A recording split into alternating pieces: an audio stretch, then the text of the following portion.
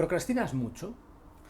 Si eres de las personas que deja las tareas para el día siguiente, te interesa lo que te voy a contar en este vídeo. Me llamo Santiago Rodríguez y me dedico a la asesoría de empresas y emprendedores desde hace 20 años. Estás en el canal Empresavia Mentalidad Emprendedora, donde mi misión es darte herramientas para convertirte en un emprendedor de éxito.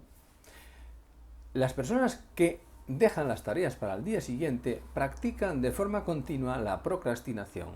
La procrastinación es una de las enfermedades del siglo XXI.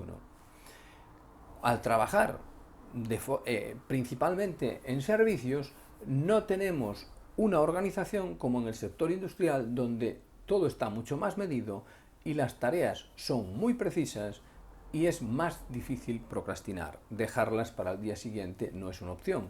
En el sector servicios no está tan determinado lo que tiene que hacer cada persona en cada momento y es mucho más proclive a dejar las cosas para otro momento, para el día siguiente. ¿Qué causa la procrastinación? La procrastinación la causa el asociar más dolor al proceso que placer al resultado. ¿Esto qué quiere decir? Asociamos dolor a la tarea en sí y no pensamos en el placer de ver la tarea realizada.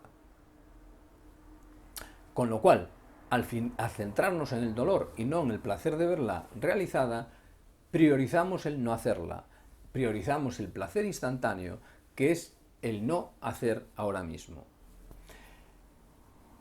Para solucionar esto sería invertir los términos, es decir, centrarse en el placer del resultado más que en el dolor del proceso.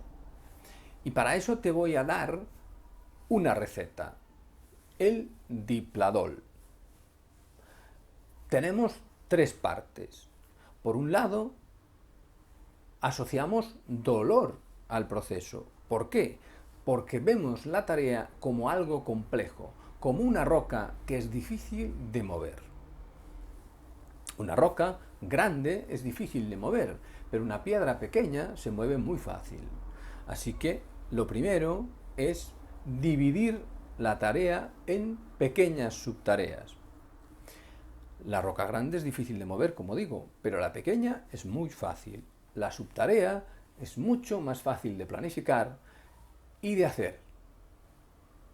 Esa sería la primera fase. Divide en subtareas y programa esas subtareas para un momento concreto y hazlas.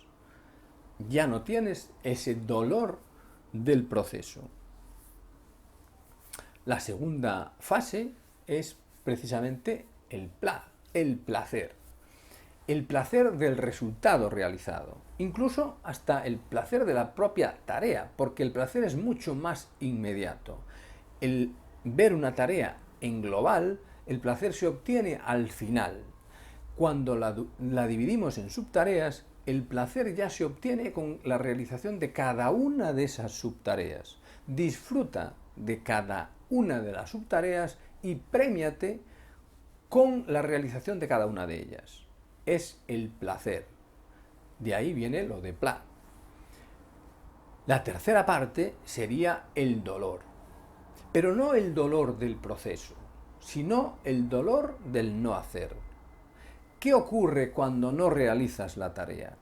Que se te complica, porque luego tienes que hacer más cosas de las que tenías que hacer al principio. Y encima en muy poco tiempo, porque ya no tienes esa posibilidad de planificar, sino que pasa a ser una tarea urgente. Lo que antes era una tarea importante, pero no urgente, pasa a ser urgente porque la has dejado pasar, hasta que no puedes procrastinarla más.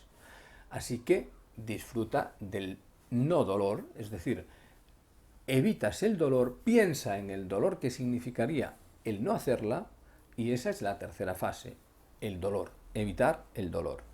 De ahí viene el Dipladol.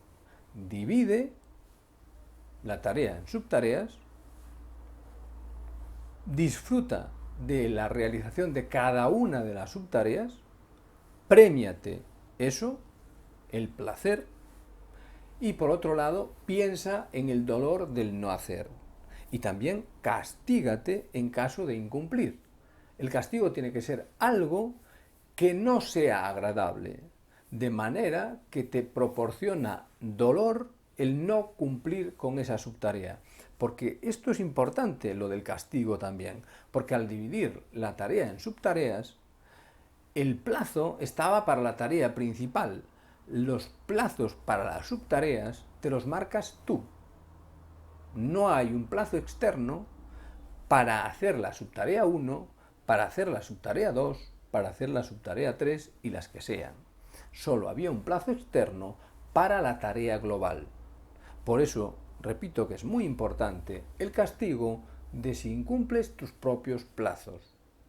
Eso te irá motivando a cada vez hacerlo con más precisión, a no incumplir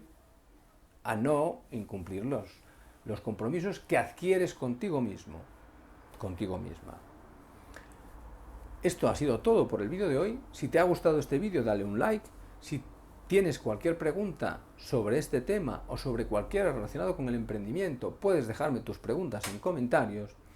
Y si te gusta el canal, suscríbete. Y sobre todo, comparte este vídeo para que pueda llegar a mucha más gente. Te reitero mi agradecimiento por tu atención y te espero en el próximo vídeo.